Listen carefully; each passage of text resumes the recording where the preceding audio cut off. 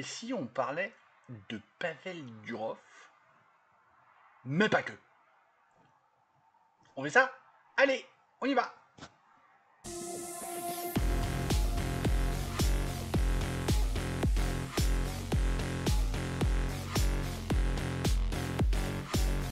Salut mes biloutiers. Café? Tout frais exprès pour celle-là. Vraiment. Le point planning. Le point planning. Demain.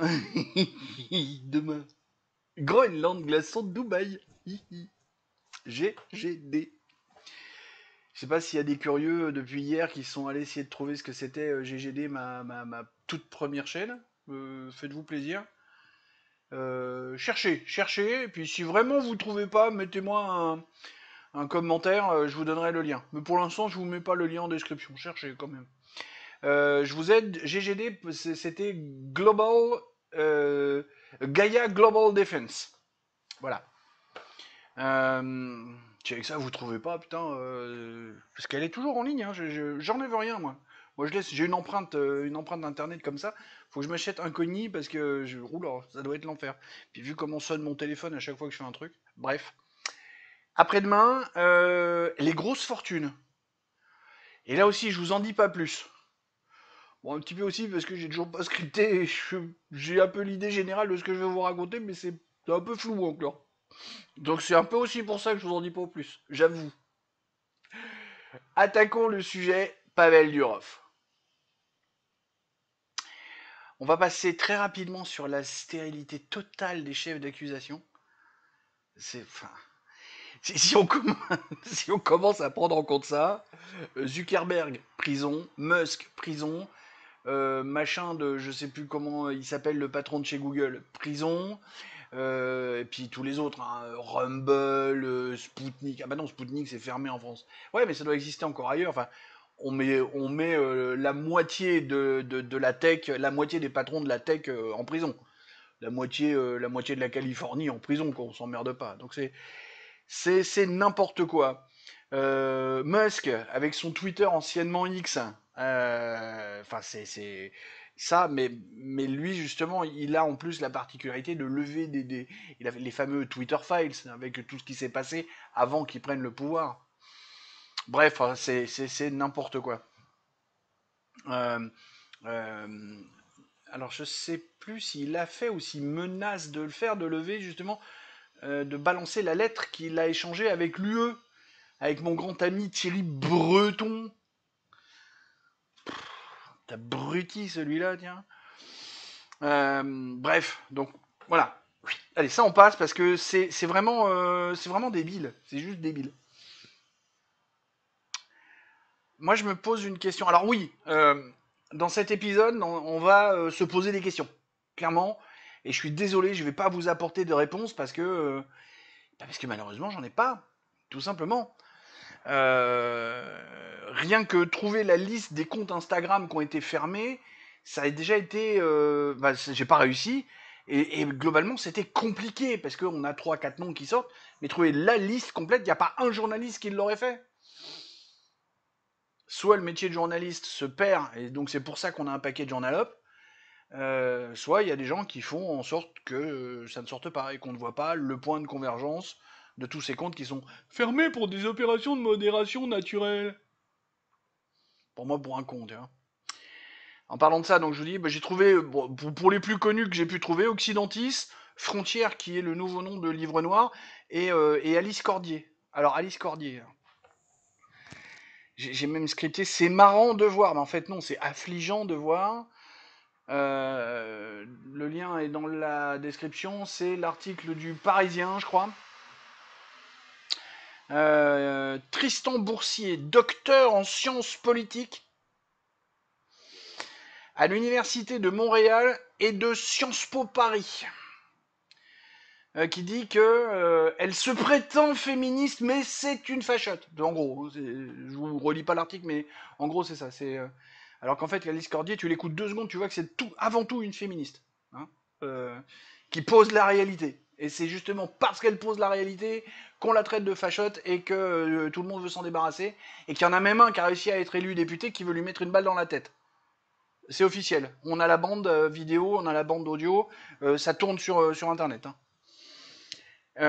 Petit rappel pour comment il s'appelle, le journaliste qui a écrit ça dans Le Parisien.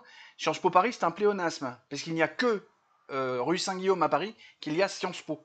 Le reste, c'est pas Sciences Po Lille ou Sciences Po Bordeaux, c'est l'IEP de Lille ou l'IEP de Bordeaux. Alors je le sais parce que mon frère en est diplômé de Sciences Po, hein, et qu'il y a la guerre entre tous ces gens-là parce que le niveau est différent. Parce que quand mon gamin voulait y aller, on a regardé, le niveau est différent entre Sciences Po et les autres IEP. Rien que le processus d'entrée n'est pas le même. Donc il y a vraiment un écart entre les deux. Les profs sont pas les mêmes, les programmes sont pas les mêmes. Bon. De toute façon, quoi qu'il arrive, c'est devenu une fosse à purin, cette école, donc même pas la peine d'en être fier pour y aller ou pour en sortir.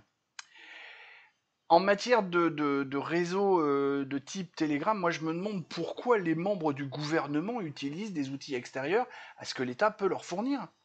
À quel moment les membres du gouvernement ont besoin d'un truc extérieur, des canaux de communication que l'État met en place? Pourquoi? Parce que ça fait partie des choses, hein, on en a parlé de ça. Hein. Voilà, une question que je me pose, j'ai du mal à comprendre. Pour moi, il y a un loup, il y a un truc qui va pas. Où est-ce que je l'ai noté? Parce que ça me vient comme ça, il y a un loup aussi. Oui, l'invitation à manger. Non? Oui, bon, je vais reprendre, pardon. Pavel Durov, alors c'est un truc qui est sorti du Canard. J'ai pas réussi à vous retrouver l'article, donc c'est pour ça que vous ne trouverez pas la description. Canard enchaîné, qui dit, quand les flics sont venus le cueillir au Bourget à la descente de son jet, il a dit qu'il était invité par Minus Premier pour aller manger. Moi, je vois bien Minus Premier. Allô Pavel, viens manger. Les flics, allez-y, il atterrit à 16h25. Ça, il y a un monde où ça existe, ça. Hein. Il suffit de regarder les yeux exorbités remplis de cocaïne de Minus Premier. Hein. Il y a un monde où ça existe. Hein. Il y a un loup, en tout cas. Le mec, il peut pas spontanément dire ça. Il n'y a pas de fumée sans feu, hein, comme on dit par chez moi. Moi, je trouve que les analystes vont pas assez profond dans la faille, ou alors je les ai pas vus dans les médias mainstream. Hein, parce qu'effectivement, si on regarde Toxin, si on regarde Ligne Droite, si on regarde tous ces gens-là qui sont connectés au réel, qui réfléchissent un peu, oui, eux, ils sont allés dans la faille qui est derrière ça.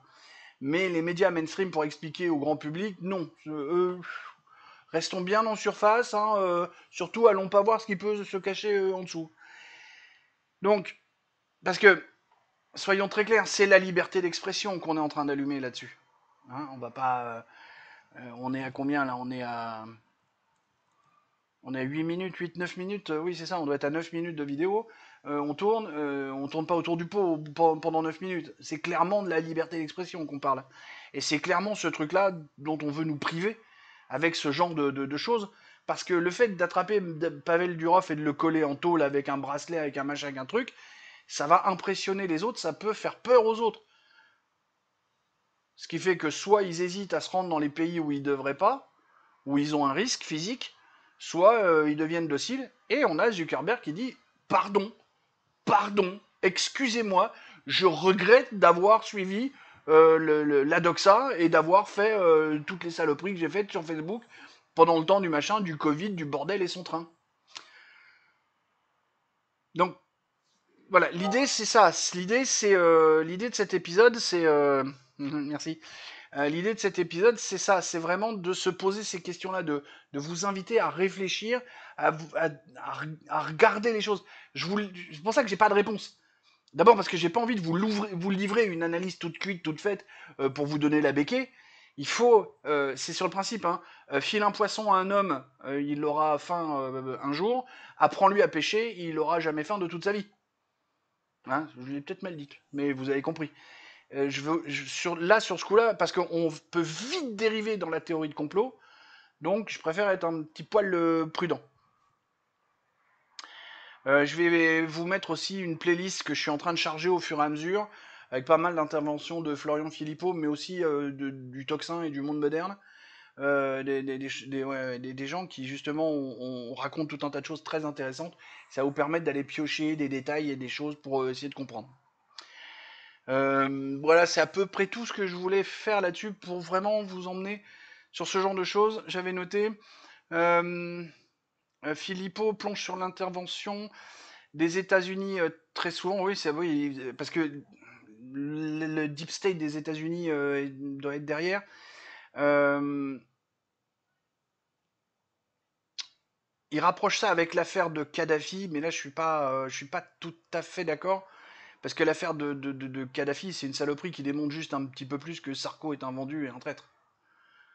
Je trouve que voilà, Philippot, lui, il essaie de rapprocher ça de l'affaire de. Moi, je suis pas d'accord. Je trouve qu'il y a une petite. Bon, ah, ok, alors une vague ressemblance, pas. Voilà. J'espère que j'ai été quand même assez clair là-dessus. J'espère que j'ai pas été trop décousu. Parce qu'avec le. Maintenant que je viens de finir de jacasser, j'ai l'impression que ça se découle un peu. Moi, je pense que Macron Minus est juste un dictateur. C'est le truc que je dis depuis août 2016, et j'insiste. C'est vraiment quelque chose que je dis depuis août 2016. Et chaque fois qu'il fait un truc, on voit bien que ça se rapproche de cette voie-là. J'ai beaucoup, beaucoup, beaucoup de craintes pour 2027. Voilà, sur ces bonnes paroles, des poutous, et heureusement, pas Philippe.